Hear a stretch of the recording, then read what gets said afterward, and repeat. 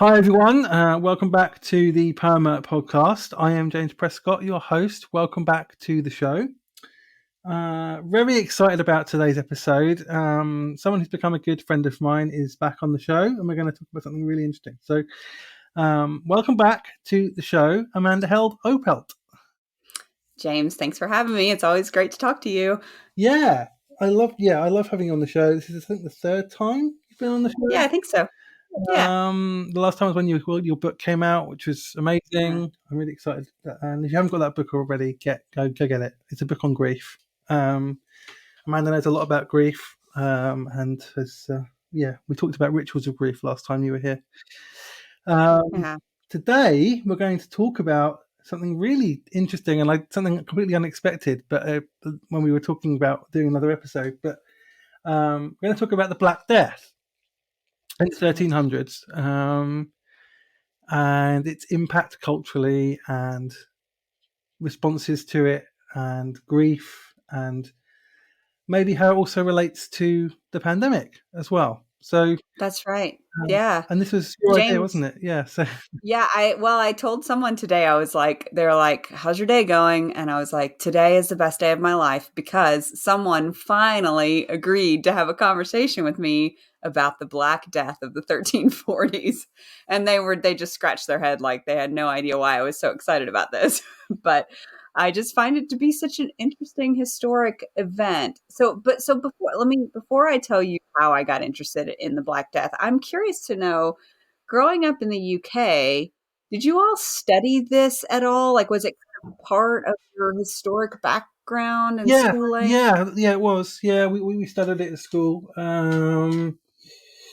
It's part of our history. I mean, the Great Fire of London. I don't know whether it was this Black Death or whether it was another one, but there was certainly the Great Fire of London was a big part of wiping out the plague in London. Yeah. And we were taught about that. So I don't know whether I can't remember. I don't know my history well enough to remember when the Great Fire of London was, but I think it was around this time. Yeah, one of the subsequent outbreaks. I think you're right. Yeah, it's certainly one of the big outbreaks. It might have played a big part in stopping it because it just wiped out a lot of the things that were causing it. Yeah. So, but yeah, we did learn about a little bit about it. Yes. See, it's just interesting to me because obviously I'm American, in case people can't tell by my Southern American accent. We did not, we tend to think of our history as starting, in the 15 or 1600s, even though obviously there were vast indigenous empires before that time period. That, of course, was not traditionally covered in our history books as robustly, nor was, European history, even though most of the, white settlers that came to our shores were from Europe. And so they carried with them that history, those sociological contexts, those economic contexts, philosophical ideas. It's just interesting that we just didn't learn about it. And it was like I kind of happened upon it in a book or just saw it kind of come up. And it was like, how come no one talks about this? Almost half the population of Europe and parts of Asia and North Africa perished, and we don't talk about it. We don't, and it seems like, gosh, that would be that would be kind of one of those catastrophic global events that is a before and after. And it's just odd to me that it doesn't I don't know, maybe I'm weird, James, but I'm like, I don't know why we aren't all talking about this at the bar, in the doctor's offices, with the dentist. Why does this not just come up in casual conversation? Because it was such a big deal. Yeah, it was. It was massive. I mean, it was what, 800 years ago? 800 years ago, something like that. Yeah. It was a long time ago. Yeah. A lot has happened since then. But yeah, it is kind of a big deal. A lot of people died. Yeah. A lot of people. I think I may even have found. I think I heard once that the hospice movement was born out of it, or something like that. There was some movement that was started. I think it was started by Christians that was born out of the plague, and many Christians just stayed with people who had the plague and got the plague themselves because they were just Yeah, committed that's to looking right. after them. Yeah. I think that's correct. Yeah. Well, and I'll tell you what kind of started my interest in it, I guess, was, when I was researching for my book, A Hole in the World, which is about, historic grief rituals, primarily Western grief rituals. Um, I, every book that I read kept coming back to this, massive outbreak of the plague in the 1340s, and how that was kind of the before and after of our historic grief practices and rituals, because there were so many people dying that rituals could not be performed. When anyone died, it was like people were just kind of left to die, and the burials and the last rites, and so many of these beautiful rituals just kind of went away. And some people even, we talk a lot about how many Asian cultures and African cultures tend to have their grief rituals intact, and that maybe one of the reasons they are not intact as much in the West goes back to this outbreak of the plague, which primarily impacted Europe, where people just kind of abandoned their rituals and never fully went back to them. So that was the one thing that kind of piqued my interest. Another is that, I'm actually working on a new writing project right now where I'm kind of studying the history of happiness and kind of what we think our individual right to happiness is, our right to pursue happiness as an individual. And a lot of kind of the philosophy that emerged around that really shifted in the immediate aftermath of the plague, just the way people think about their own individuality and their own personhood shifted after the plague. So there we are again. I'm like, gosh, everything keeps kind of coming back to this major event that happened. And then I think the last thing that really got me interested was just the fact that we're living through a plague ourselves in many ways, a global plague. And in some ways, it was a comfort. This sounds terrible, James, but it's a bit of a comfort to study the Black Death, because you see just a complete lack of medical care, a complete chaos, no germ theory, complete desperation, and such a higher mortality rate. That in no way diminishes the significance of what we've all experienced in the last 3 years and the people we've lost and the changes that we've all had to endure. But it does kind of I guess it does kind of offer some perspective of what it could have been, and how far we have come in terms of medical care and communication and understanding of the body and disease. And so in some ways it was kind of heartening, I don't know, to study and to learn about how it could have been. Does that make sense? Yeah, I understand that completely. Yeah, it makes a lot of sense. I mean, had COVID-19 hit 500 years ago, it would have killed a lot more people. Yeah, that's right. So I mean, we wouldn't have had a vaccine. We wouldn't have known about masking or all that kind of thing. We wouldn't have known anything about it. People would have just got it and died. Yeah. So yeah, I mean, it makes you grateful for scientific breakthroughs, Yeah. and Yeah. and for the advancement of medicine and all those kind of things that Yeah. we now have means to deal with this stuff. That's right. So absolutely understand what you mean. Yeah. Yeah. And it is interesting that that seems to be a pivot point. And it seems like a lot of the changes came about almost by necessity, like Mm, because so many people were dying. You don't have time to do rituals of grief because there's right. so many people, Right. right? And that's not because you don't want to do the rituals; it's just because you don't have time for it. That's right. And It's not then practical. then you lose so many people that maybe those rituals just die out by themselves and people just don't pick them up again. Right. Right. And Yeah. that's sad, Right. that we lost a lot of those rituals because we do need Right. rituals around grief. Right. Right. And you even saw that happening in part during our pandemic, where people weren't allowed to gather for funerals and they were having to, not able to even say goodbye to loved ones as they were dying in the hospital. And so just, I guess I don't want to get to the takeaway too soon, but I think the thing I'm always advocating for is like, let's maintain our grief rituals at all costs. Like do whatever we need to do to maintain them, because you may think that they'll just come back, they'll magically reappear and we'll have them again. But it takes a concerted effort on the part of the population to say, no, we will, once things normalize, we will return to this way of living. So, but James, maybe for people like maybe Americans who listen to your podcast that are like, what is this Black Death you speak of? Because we didn't learn about it in in Yeah, school. absolutely. Yeah. I'll give like this is kind of what we're talking about here. Okay. So the bubonic plague was essentially a disease, and it didn't first appear in the 1340s in this massive outbreak.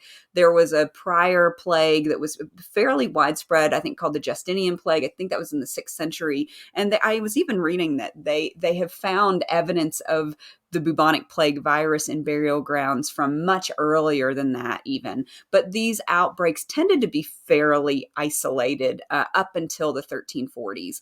And there's all kinds of speculation from medical theorists and medical historians as to why this particular outbreak was so significant. But they believe it originated in kind of the Central Asia region, and then around the Black Sea, and that it kind of migrated on these merchant ships, because there was a lot of trading of grain that was happening at the time, and rats love grain. And apparently the bubonic plague was carried by the fleas that were living on the rats. And so as the rats got off the boats and into these port cities, they just carried the plague in abundance.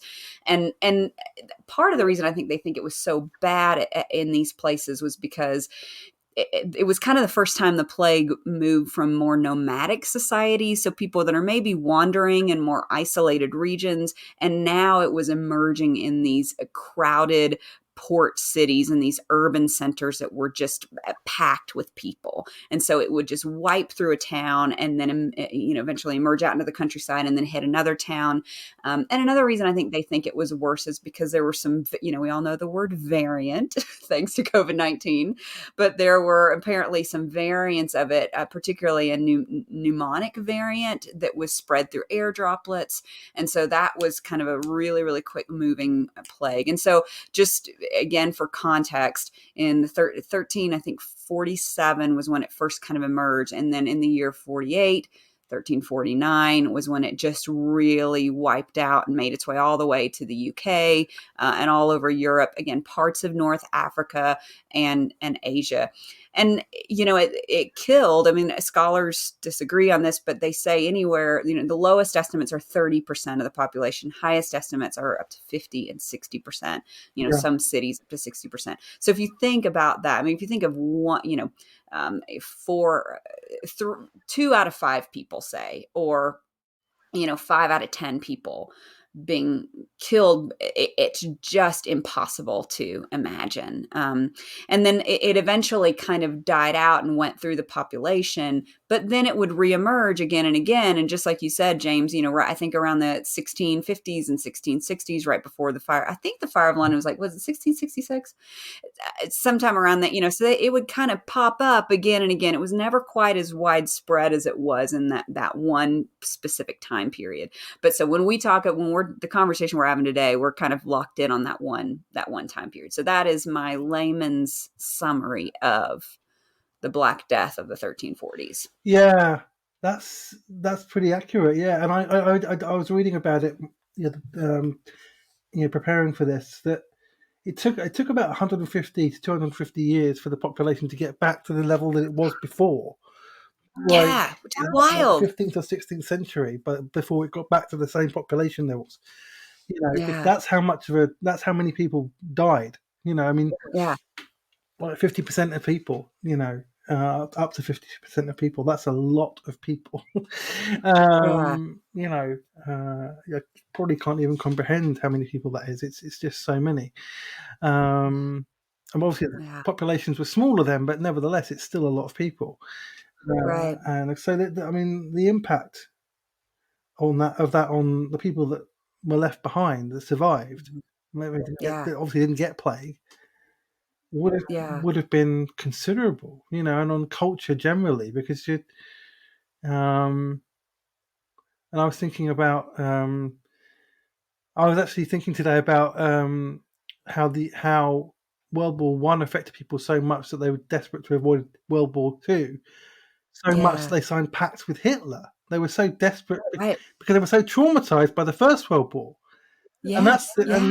so these things have an impact on people. They have an impact on culture, like big traumatic events.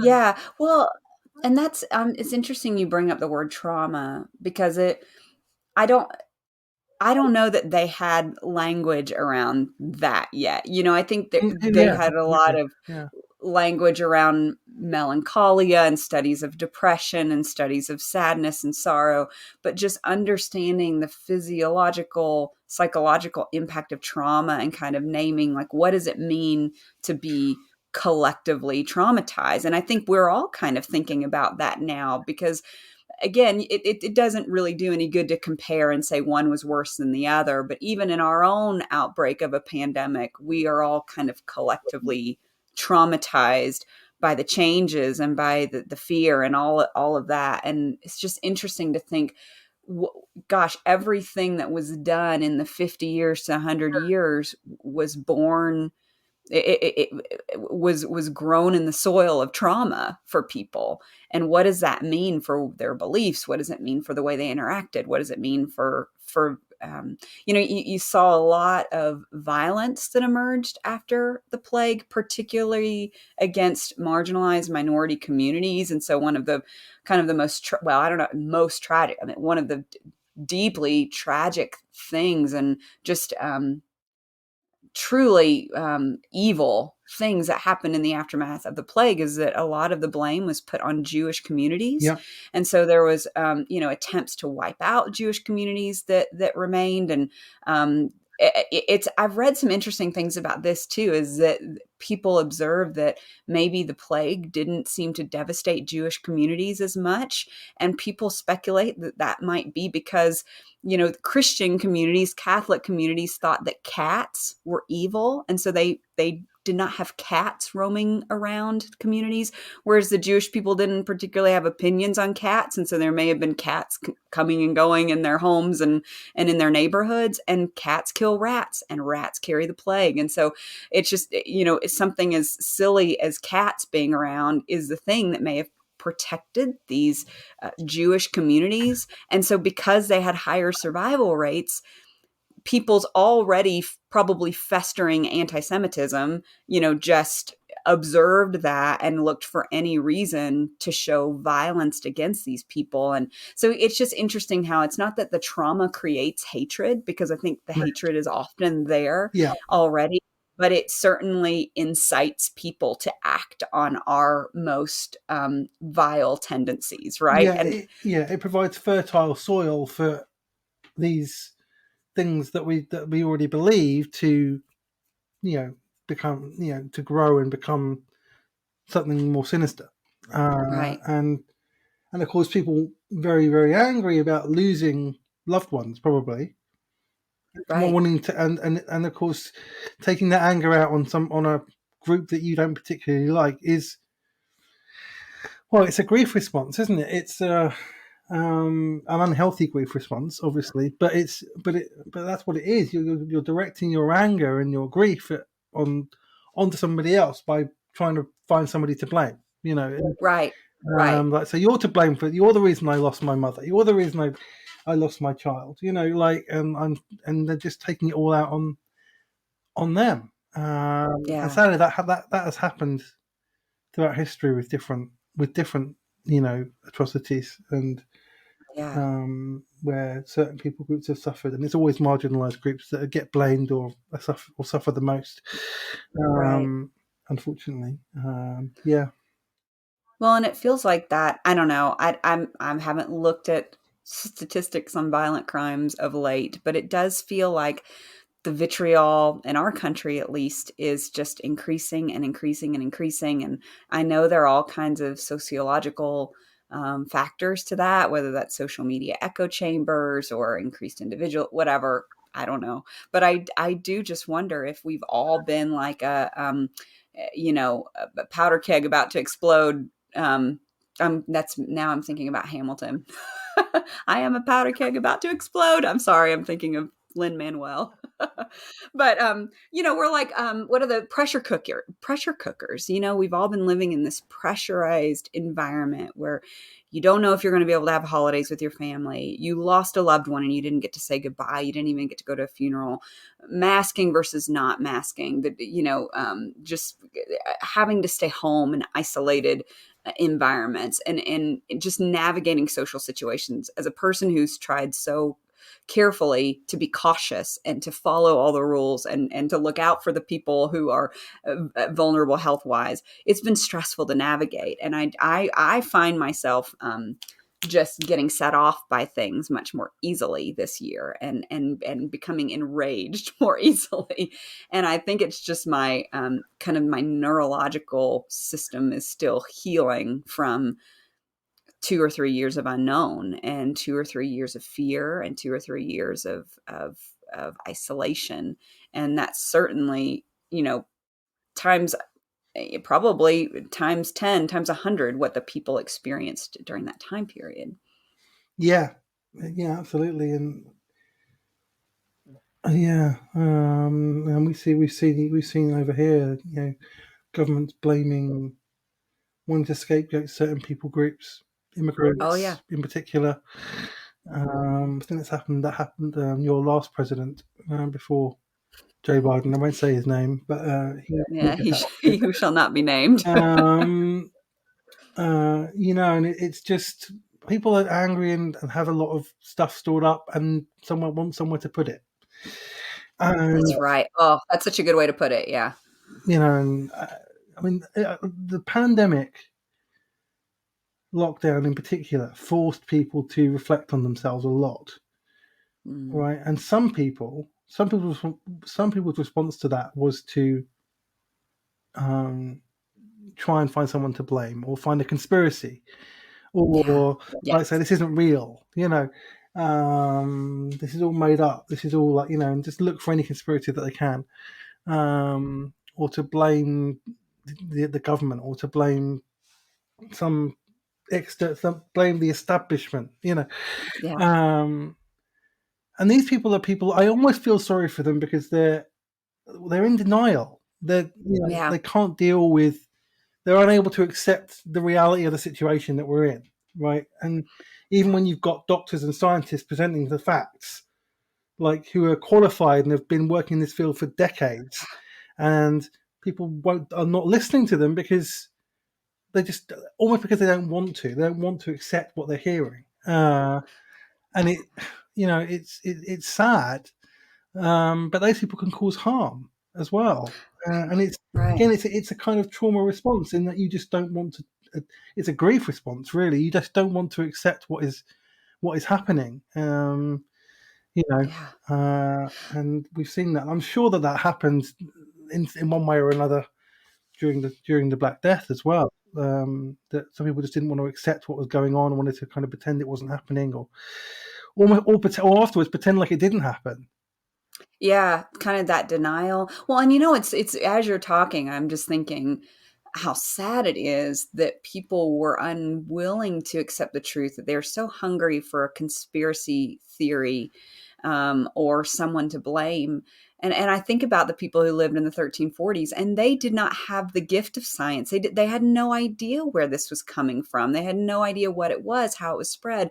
And here we have this precious, precious commodity that is the truth, that is science, that is some explanation. It is a gift to have science and have an explanation, and people rejected it and didn't want to hear it, and wanted to listen to their own science or make up their own science. And it's just kind of sad, because I just think, what would a peasant in 1349 France have given to have access to science and the truth, and safety measures, and it would have made all the difference. And we had it, and so many people rejected it, and so many people said, no, I don't want to listen to the science, I don't want to do what the doctors tell me, I think it's something else, I think it's different. And that's just kind of sad, when you know what a gift science is.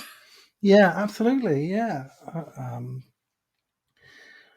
Yeah, and I knew that was going to happen. Unfortunately, I had I had a feeling that was going to happen because I had this sense from the very beginning that things weren't ever going to be the same, and that this was going to be a grieving of the life that we'd had before, and having to accept new realities and changes to how we live our lives that people maybe didn't want to accept, Yeah. Oh, yeah. and that there'd be some people who didn't want to accept it. Yeah. Um, and it's always sad when you can see it coming and then you see it happening. Yeah. Yeah, Yeah. that's right. Yeah. So Excuse me. might be, yeah, I might be. We were talking a little earlier offline just about some of the spiritual impact of the plague, and I'm kind of interested in like the parallels for modern day. Although I suppose it's dangerous to make too many parallels, but there are certainly some overlaps. One thing I learned about is that really was the plague that in some ways made a path for the Reformation, which was this kind of obviously huge upheaval in church life in Europe and beyond. But it was interesting when I was reading that there was kind of this split in terms of the church's response, and and there are many cases where clergymen abandoned their station, right? And they were like, we can't deal, we're leaving. And particularly the bishops were able to kind of cloister themselves away in their ivory palaces and not deal with the dying peasantry.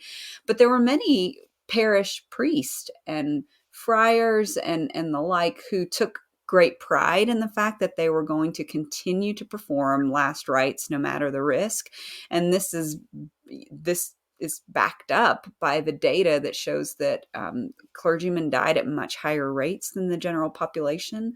And part of that was because they kind of bravely insisted on continuing to do their duties and care for their flock, which is actually really inspiring. Again, the bishop's not so much inspiring, but some of these kind of local parish priests acted with great dignity and great risk to their own health. But what we also see after the plague is because of that lack of clergy in the aftermath, there are just so few religious leaders left that they started to kind of lessen the requirements necessary to become a priest and to enter into church life, and just kind of let anybody in. And some of the training that would have been required and the accountability that would have been required just all fell by the wayside because they were basically just desperate for warm bodies. Still warm male bodies. They weren't necessarily welcoming women into that role yet. That could have helped solve the problem, but and so it's just interesting that more and more you just saw really unqualified people who basically entered the priesthood for, you know, the money or the power, and that led to an even increased lack of trust among, between the people and the church, and these kind of like really just poor uses of power within the church. Another really interesting thing that happened was the flagellant movement. Did you read anything about that, or did you hear anything about the No, no, flagellants? please tell us. Yeah. This is so fascinating, is that most people accepted that the plague was judgment from God. This kind of like they certainly blame certain people groups for making it worse, but they basically accepted that God was angry at people for loose morals and that he was letting his judgment rain down on Europe. And so a lot of people took to seeking penance and a lot of uh, repentance and kind of their liturgy and all of that. And these groups of flagellants, basically what they would do is they were men who would parade through the streets and would just whip themselves, kind of ritualistic whipping of themselves as a way of inflicting self-harm, to kind of garner God's favor or to make a bodily display of their repentance. So this is a huge movement. A lot of people joined in, and they were kind of seen as these powerful figures in the community, these people that would parade through and do these rituals, and sometimes they even like caused riots in town. So there were probably the well-behaved flagellants, and then there were the flagellants that were like really just wild and trying to cause a riot, and again, probably people traumatized, and they would sometimes kind of take control of a certain, town or a little parish area and just wreak havoc.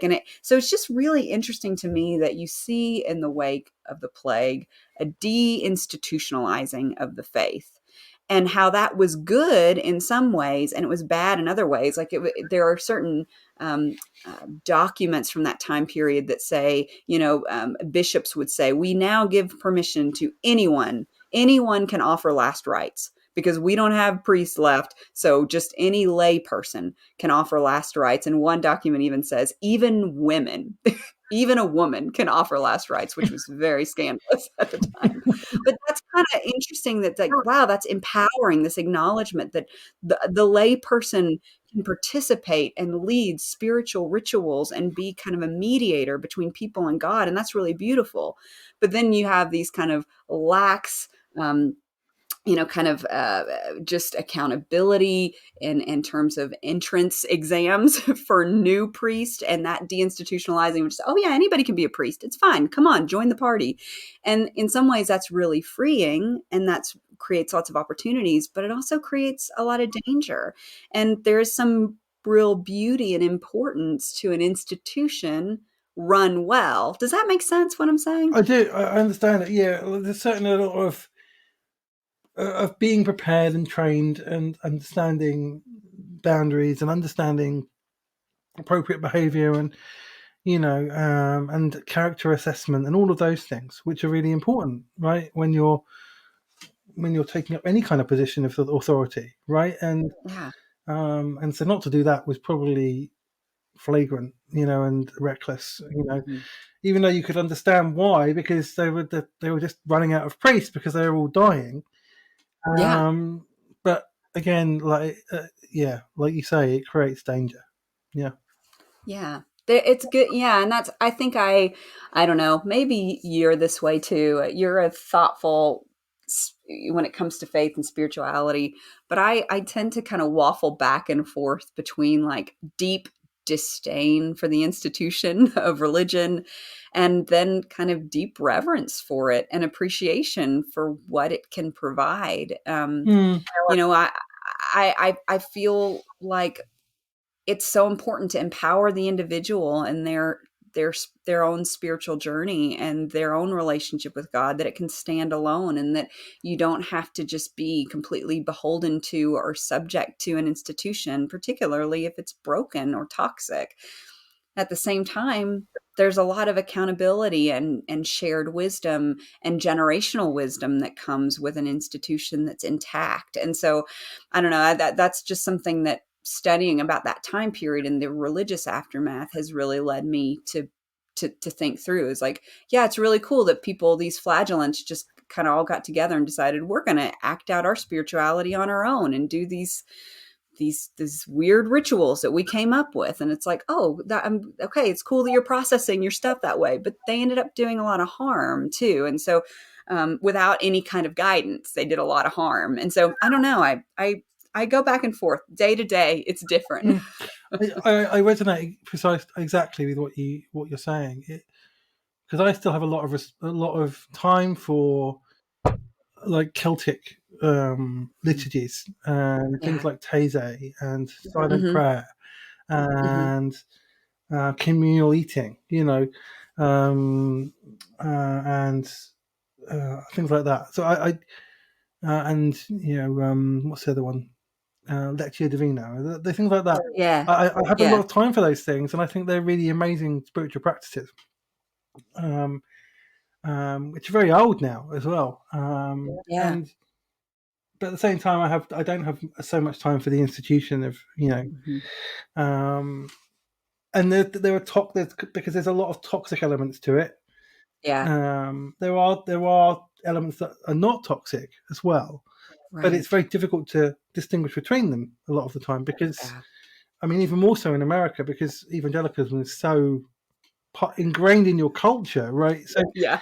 Yeah. but it's not here at all. Evangelicalism certainly isn't, uh, and so it's difficult, like but in a sense, you kind of have to find this pathway through where you can keep the practices that mean something to you, That's right. without them having to be part of an institution, without having to them be part of. They don't have to be that. They can be something that you use, which helps you engage with your spirituality or your faith or whatever that faith is. Yeah. Because that's how I still connect with Jesus is because I have those practices rather than Yeah. I don't connect with Jesus through religion anymore. In a sense, I have a different way of experiencing Him and spirituality generally, and it includes those practices. And they're Yeah. practices that I've used a lot and that mean a lot to me. Yeah. Yeah. Yeah. Well, and it wasn't just religion either. It was just all of the philosophies that emerged after the plague tended to emphasize the rights and the reasoning of the individual person. And up until that point, people had been thought of more collectively in terms of their socioeconomic status, their their ethnicity, where they were in the social order, that type of thing. And that suddenly you have you know the the humanist, and you had the Enlightenment philosophers starting to see the individual as the holder of rights. It doesn't matter if you are a peasant or a king, or whatever the case may be. Is that the claim is that each individual has rights, and that's when you start to see the fall of the monarchies and rise of democracies. Now, we all know in America that, well, I should say we all know. I hope we are all beginning to realize that when we claim that we believed in the rights of every individual, our founders did not make provisions for Black slaves that had been brought against their will to our country. They obviously did not stand up for the individual rights of all humans. Um, Nevertheless, the philosophical dialogue was kind of moving in that direction. And some people say it was because the Black Death was so indiscriminate. And there's a lot, the artwork that came out of that period. The dance macabre was a really popular artwork motif, and it had all these dancing skeletons, and some of the skeletons would be wearing a crown, and others would be wearing a peasant's hat, and other skeletons would be wearing, a wimple, whatever the nuns would wear. And it was just kind of this image that, hey, no, it doesn't matter if you're royalty, it doesn't matter if you're religious, it doesn't matter kind of, yeah, what your socioeconomic status is. Death is indiscriminate. And so I think people did suddenly begin to start thinking of individuals as their own existing entities, if that makes sense. And so that Reformation, we don't need the clergy to be our mediator before God. We don't need the clergy to pray our way out of purgatory. Democracy, republics, things like that really the fall of the monarchy. Those are just the kind of things. And again, I'm not a philosopher and I'm not a historian. This is just stuff that I've read, but it's just really interesting that it seems like this plague planted the seed to start thinking individually as individuals, and as individuals with equal rights in a way that had never even been thought of before. Yeah, and of course, you can say that was kind of taken to its extreme and was abused in a way, because individualism kind of can lead to, if you take it to its extreme, can lead to capitalism. Yeah, Right, and that's an oppressive right. system, which doesn't treat people as equals, really, because it's almost survival of the fittest, but it's almost like everyone for themselves. The kind of, Yes. Yeah. it's like the toxic version of individualism. You know what I mean? Right. Right. Well, yeah, and that's what documents from the time say. It was kind of the first time. Well, I don't know if it's the first time, but it was certainly a time where it was every man for himself. There's accounts of parents abandoning children, and children abandoning parents, and wives abandoning husbands. It's like they open the door to their little village home or wherever, and they see the black bulbous, these black boils that would form on the glands, that was kind of the precursor of death. They would see that and they would just leave. wouldn't care for them. They wouldn't tend to them. And of course it makes sense because they knew how swiftly the plague killed. But you weren't even thinking in terms of family units anymore. It was just like, save yourself at all costs because there's nothing you can do. Like, and that just never really left people entirely. And so, there's pros and cons to individualism. Like, it's cool that we now all believe that we each have individual rights. Yes, that's But fantastic. also, That is brilliant. right. Yes, love that. But there are other sociological, economic, all kinds of implications to that we live in. We live in the aftermath of it. Yeah, exactly. Yeah, it's amazing, isn't it? How these events do ultimately end up shaping everything. They end up Yeah. shaping your politics. They end up shaping society. They end up shaping every aspect of your life. And that takes time, but to reach its full impact. But it does happen. Yeah. And I was actually doing some research before, and the psychological effects of the Black Death, in particular in north of the Alps, Yeah. there began to be a preoccupation with death Yes. and the afterlife. Mm, And this was demonstrated largely in poetry, sculpture, and painting. I think you yeah. just touched on it before that there was a lot of people reflected more on on themselves, on their lives, on what happens after Yeah. death. And these things started to be more in people's consciousness. And of course, art is always a way where people can express what's going inside of them. Yeah. And but the other thing that I found out was that, like, I think again something that you touched on before, is that a lot of people turn to mysticism, Mm, and because, like you say, it led to the Reformation, and the old institutions of Christianity, kind of, and religion, kind of, were challenged for the first time, yeah. right? And Shifted. Majorly shifted.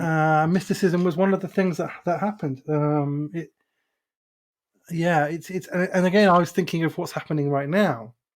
Yeah. I mean, I think the kind of what's called deconstruction had started already. I think it started in 20. I think it took a big step forward in 2016 because of certain things that happened in 2016. Yes. Um, but I think, A lot happened that year. yes, Yes. yeah, absolutely, yeah.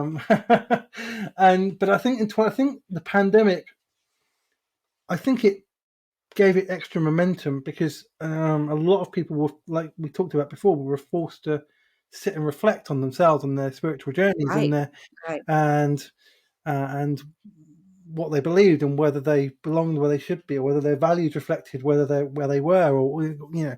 and started to ask all these questions. And Right. and I think a lot of them started to deal with a lot of unprocessed trauma, maybe, as well. And Mhm. of course, as you do Yeah. all of that is fertile soil for what's called deconstruction and spiritual awakening, and, like, moving out of toxic religion, moving out of religious institutions, which is exactly what we've just been talking about happened after the Yeah. plague, the Yeah. Black Death. And it's really interesting, isn't it, how these things these patterns seem to repeat. That when we have these big shifts, and which impact our day-to-day lives in such a way, and people suffer, and we're forced Yeah. to almost reflect on ourselves and our lives, that suddenly things start to shift, Yeah. in a Yeah. sense. The things they believe to be true, and isolation will do. There are many good things about isolation. They do kind of force you sometimes to slow down and grapple with what is true and what you really believe. And it's also really lonely, and it can also be really it means sometimes. I think we did kind of dive deeper and deeper into our echo chambers, um, during during, I don't know, James, I go back and forth on it because part of me thinks, you know what, we all just dove nose first into our echo chambers because we were living online and we were living with just our own thoughts. But at the same time, we also got maybe some healthy separation from some of maybe the institutions that were telling us what to believe in ways that maybe weren't so harmful. And we were given the opportunity to think for ourselves. I think it was maybe a little bit of both. And so just seeing how it all shakes out, I think is going to be really interesting.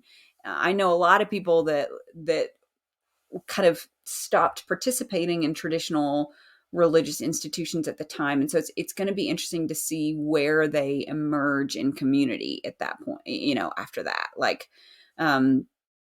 if I tell you what I worry about most is like just our increasingly isolated lives, that it just feels like, even working from home and all the companies that offer work from home opportunities, I'm all for work from home when the outbreak warrants it and it's safer for people to work from home. But I worry about the kind of social touch points that we're going to lose when we don't even have the opportunity to go into the office and rub shoulders with people who are different than us. You know what I mean? Um, it means that people are just going to kind of stick to their ideological bubbles and stick in the safety of their nuclear families and kind of custom make their social circles and not be forced to be exposed to people who are different than them. And I worry about that a little bit, you know? No, I understand exactly what you mean. And yeah, I mean, my job, I work from home 3 days a week. I go into the office 2 days a week. And I Okay. like that Interesting. balance. I wouldn't want to work 5 days a week in the office. I also wouldn't Yeah. work 5 days a week at home. I would not Yeah. want to do that. And yeah, it's good. It's good sometimes. I mean, I'm an introvert as well. Like, so I don't necessarily like being around people that much, but I definitely value being able to go into the office twice a week and see people and talk to people and interact with people and interact with the world generally. Yeah. Because I have to go out, I Yeah. have to get the bus, I have to, I have to go and buy my lunch. I have to go and interact with the world, which is a good thing, you know. Yeah. Yeah. But I'm also able to have boundaries because when I work at home, I'm on my own because I live alone. So I have good introvert space on my own as well. Yeah. And it's just, but you're right, that is a danger. Yeah. Because we need to be part of healthy growth is having relationships and educating yourself on people who are unlike you, um, Yeah. in all different kinds of ways, and Yeah. learning from them and trying to understand their experiences. And because yeah, you're right. If we get trapped in our bubbles, then we will lose empathy, and we That's can't. And right. losing empathy would be we can't lose empathy as a culture. That's a very dangerous road to go down. Um, Mhm. and yeah, so that's very wise what you said. Well, I love that you use that word empathy. I was reading that book Bowling Alone by Robert Putnam. I don't know, it was written about America, but it's kind of written about how, um, you know, in the early 1900s, they felt like there's kind of this moral panic because they thought that society was kind of fracturing, because of urbanization and industrialization and da da da. And so they started forming a bunch of clubs that people could join. So everything from Rotary clubs to Lions clubs to veterans clubs to, Boy Scouts and Girl Scouts and all these just social clubs like started forming to try to kind of get people back in community together after they had started moving to big cities and all that stuff. And basically he writes the book about how like we don't do clubs anymore, like people, that's why it's called Bowling Alone. He said no one bowls in leagues anymore, they just bowl on their own. And he kind of makes the case for why these forced, I don't want to say institutions, but just kind of opportunities for interaction with people outside of your own bubble are so important for the life and vitality of a country, of a community. Because I mean, I know what it's like to kind of sit in isolation and have really judgmental thoughts about people who voted differently than me or people who believe different than me. I don't work in an office anymore. That's why I think I'm starting to have some problems, some social problems. But when I worked in an office, I was forced to kind of work on projects and work on a mission shoulder to shoulder with people who voted differently than me, who thought differently than me, and it built empathy. It didn't mean that I never ended up agreeing with them, and I always still disagreed with their thoughts, but I at least understood where they were coming from. They were humanized, and it made dialogue possible, Mm. and I just worry as we kind of, if we're bowling alone and we're losing some of these social touch points, what is that going to mean for us? And I think it's just been exacerbated by the pandemic, Yeah, big and one thing this whole takeover of Twitter and people leaving Twitter and Yeah. has taught me is, as I created an account on Mastodon, which I use. I'm using not every day, but I'm using it fairly regularly. I've been there, and it's a whole different atmosphere to Twitter. And being there and being on Twitter a little bit less, just being detached from it a little bit, has made me realize that Twitter is. Twitter wants us to be outraged. Yeah. Right, the algorithm is set up for us to be outraged. It Yes. literally trains our brains to find ways to get outraged. Yeah. It wants, because that's what gets likes and clicks and all that that's what gets the algorithm going, right? Yeah. On Yeah. Mastodon, there's no algorithm for that. So if you Yeah. like somebody's post, it doesn't change the algorithm at all.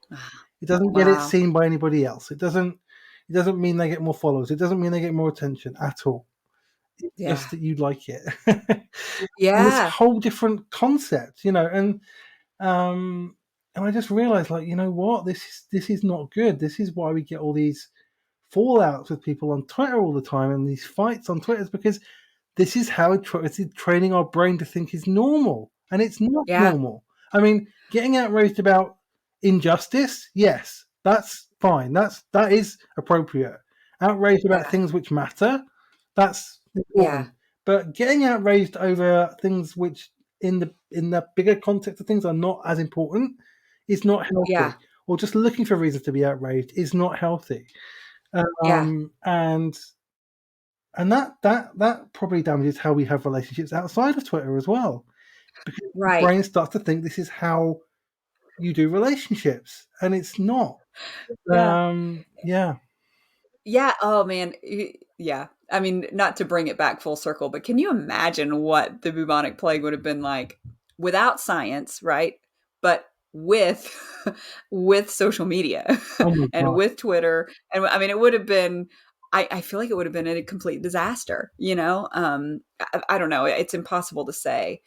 But just thinking of them kind of enduring that catastrophic event without those mechanisms, it's just really interesting to think about, but okay, so there's one thing I really want to get your opinion on before we wrap. And so when I think about, like, so you think about the bubonic plague and all of the things that changed afterwards, like, it's really interesting because there was I mean, there's all kinds of things, and it's so parallels what we experienced, that they think that there was a climate change the after the plague, because all of a sudden all of these fields that have been tilled, for farming, became forest again, and became lush forest. And so the atmosphere, the climate changed after that. And I don't know, I feel like in those 2 to 3 weeks when we were really shut down, like, they say that the skies were clearer than they'd been in 100 years, Yeah, I remember that. I was thinking of that. Yeah, and I actually remember the first time I went to the office after lockdown. We still had to go in once a week, even during lockdown. Yeah. And I was, Oh yeah. 'cause I'm a key worker, but I remember there's a river right outside the front of my office. So, like, and I remember walking, and there's a little bridge that goes over it. I remember walking over that and seeing how clear the water was. Yeah. Then I was like, Yeah. "Whoa!" Like, What? that is Yeah. like, it was so tangible. It was just, wow. This, Right. and of course, there's hardly any traffic around. There's hardly any cars on the road. It's like, wow, my word, tangible. Yeah, and the leaves were greener, and Yeah. the sky was clearer, and Yes. it was, and I I'm liked it. I liked the fact that that was happening. It was all, there was a part of me was thinking, is this Mother Nature just trying to tell us something? Like just like just stop. Is this and I mean, the kind of honeymoon period of the pandemic, if you can call it that, yeah. where we were all clapping for the NHS every week. I know. And everyone was doing that together. People were coming outside on the streets and clapping for the NHS, Yeah. and people were, and like you said, the air was clearer, and it was like everyone was actually going through this together, and we were supporting each other. Right? Yeah. It's It was only like a reset. once fatigue set in, people, then that's when all this stuff started with conspiracies and anti-vaxxers and like people thinking that it's some kind of giant, that it wasn't real, and all these kind of other things started springing up a few weeks or months after that. Yeah. And but for those first, if it had stayed like that through the whole of the pandemic, as it was in the first few Yeah. weeks, I think we would have got through it a lot better. I know. But It was like this, yeah, yeah, this sweet moment where you think we're going to learn something from this. Like everyone's going to look around them and see see what slowing down our consumeristic pace.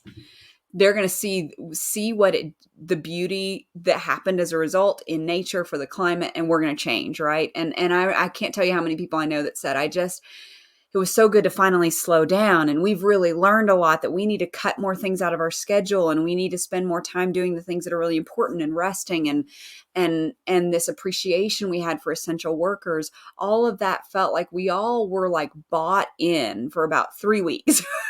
3 weeks, maybe 5 weeks, and then it all just kind of went to hell. And it makes me really sad. I mean, James, it's interesting you say about the river. I would really love to do like a study on like natural phenomena, because we had like a rainbow in the sky every week of the pandemic. I saw so many I rainbows remember. that Yeah, year. same. Yeah, the leaves, we have the changing fall colors. They were the most beautiful that they've ever been. And I know people that have lived in the mountains here for their whole lives, and they said it was the most beautiful fall we've ever had. It was just like nature.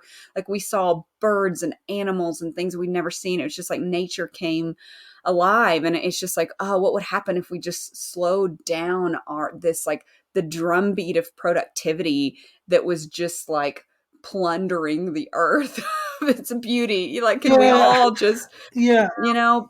yeah, and it really showed you what the it showed. I mean, it showed me that capitalism, the kind of like, oh, capitalism is not normal.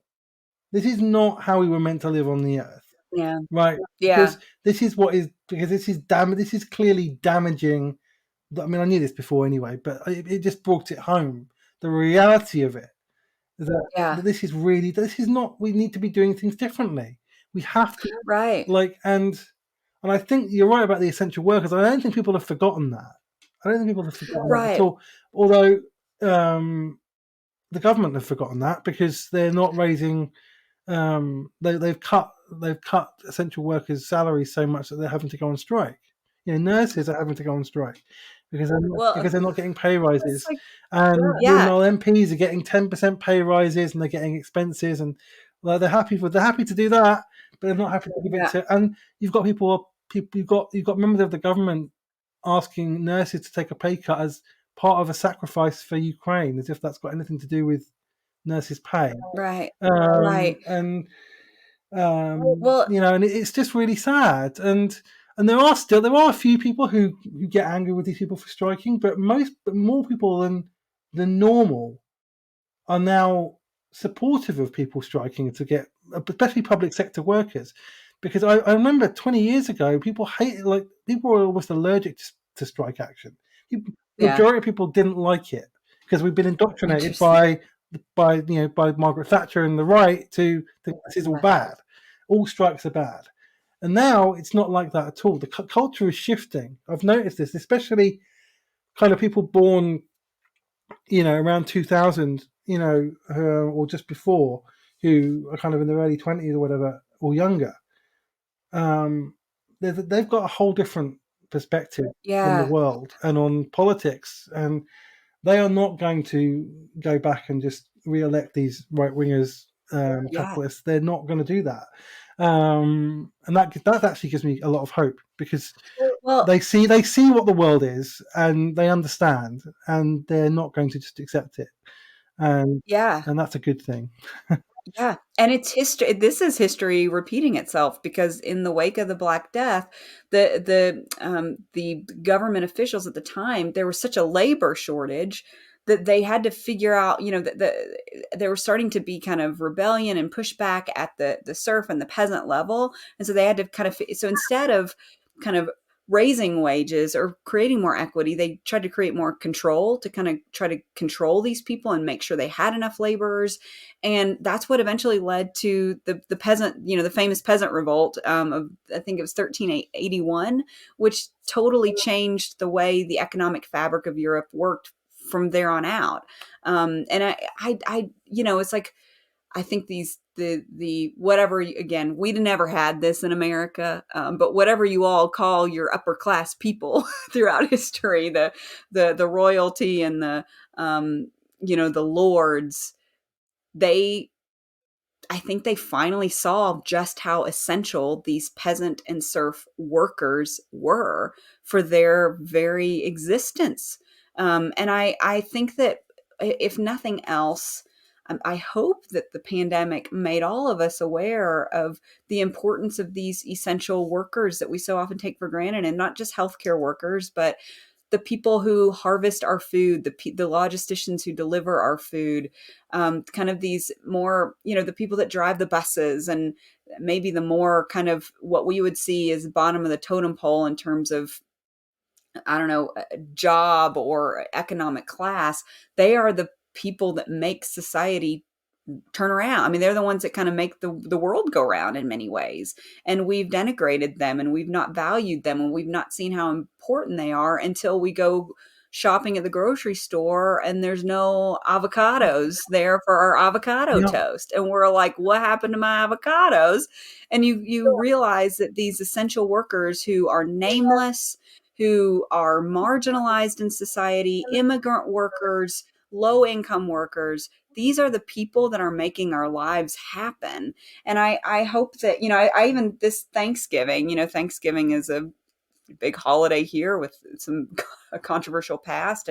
But I saw a lot of people posting pictures of workers harvesting food in the fields. And we would have never been aware of that before, of just how important these people making minimum wage, just how important they are to our very lives. And I mm, think, if nothing else, the pandemic maybe exposed that. It certainly did in the 1340s, and it certainly showed how dependent, the upper class was on lower class workers, and changed that dynamic forever.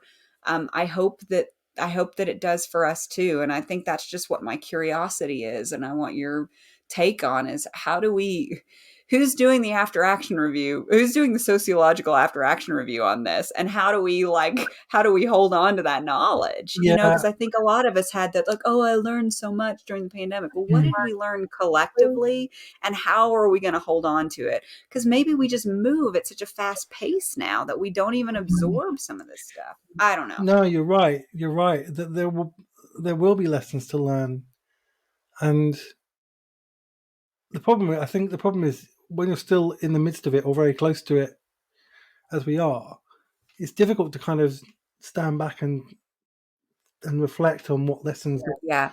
we are going to learn from this period. Um, I mean, my hope at the beginning of it was that we would learn as a culture to grieve better, Yeah.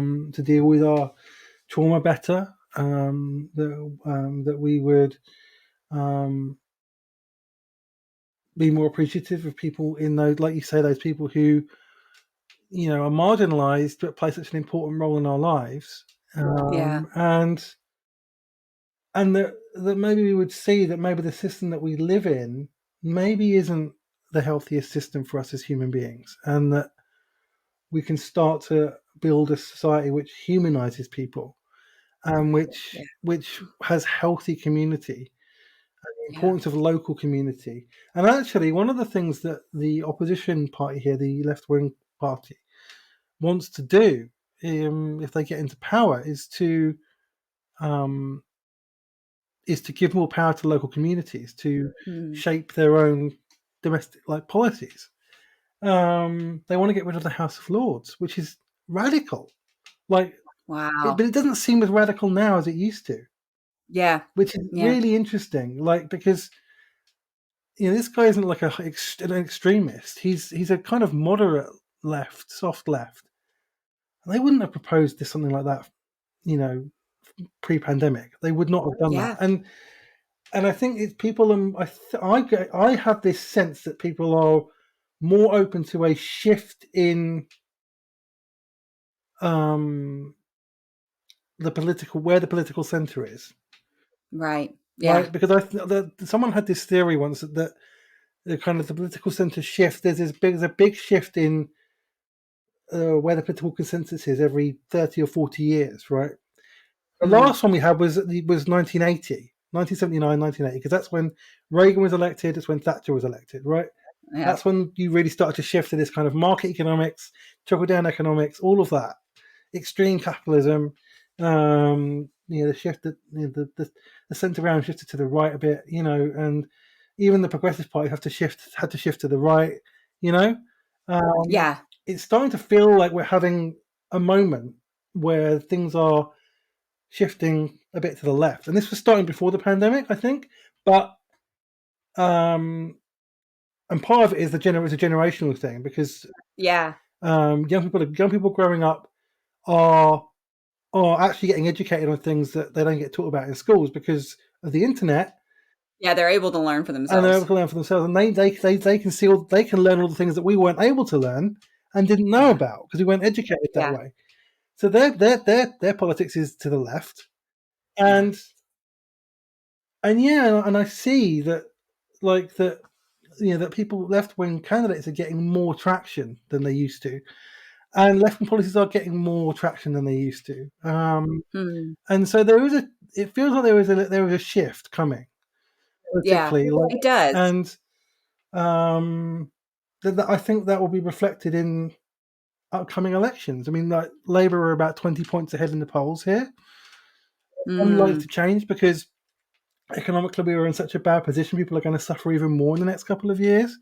And people vote with their wallets. So I suspect that we will get a change of government in a couple of years. I think those reasons will probably mean that the Democrats stay in office as well. I mean, like the recent elections in America, the Democrats did much better than they should have done for a midterm thing. Historically, and that itself is a big marker of that as well. And you've got constantly every election now, you've got the generation who kind of voted in 2016 for those two election results in our respective countries. That generation are getting older and dying, and you've got a younger generation who are born after the millennium who are coming to voting age. That's what it is. They're coming to voting age, and have gone through this pandemic as well, and they're smart enough to see the reality of what's going on. Most of them, and so I think we're going to see there is going to be a shift, and as we get that political shift, I think we'll then get a cultural shift, and then hopefully we'll start to come to a more socially aware society that values community, that values that supports the marginalized, that where the poorest and the least are supported properly. So there is hope, and I think that it takes time. These things take time. These shifts take time historically, but they do happen. So I think that's what will happen.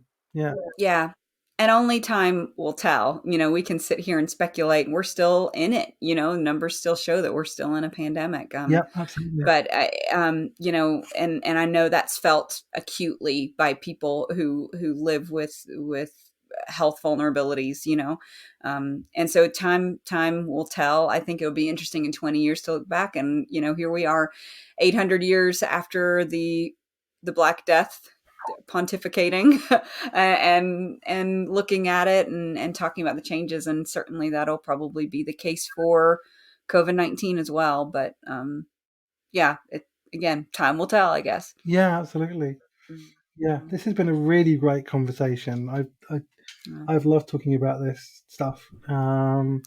Thank you for all your knowledge and all your wisdom. Really appreciate it. Well, like I said, thank you for making my dreams come true and letting me finally talk to someone who's interested. I mean, I try to bring this up at like baby showers and birthday parties, and no one seems to want to talk about it with me. So I'm really glad that finally somebody was willing to have a conversation with I think me. there's a lot of conversations you can have around different historical events and pop culture phenomena and movies and things where you can talk about grief and Yeah. how these things affect our culture as well. So Yeah. maybe we'll do more of these in the future. Who knows? I hope so. Yeah, me too. So where people can find you online and things like that? Yeah. Well, I'm on Instagram, Amanda Held Opelt. It's my handle, and I'm on Twitter some, but I'm not as much as some people are. So I occasionally peek and then run and hide. That's kind of my approach to Twitter. And then my website, amandaheldopelt.com, to kind of find out what's going on with my writing and music and all that. So fantastic. Great. Yeah. Well, thank you, for coming on the James. show, and I'm sure we'll see you again. Yeah, I hope so. And thanks for listening, everybody.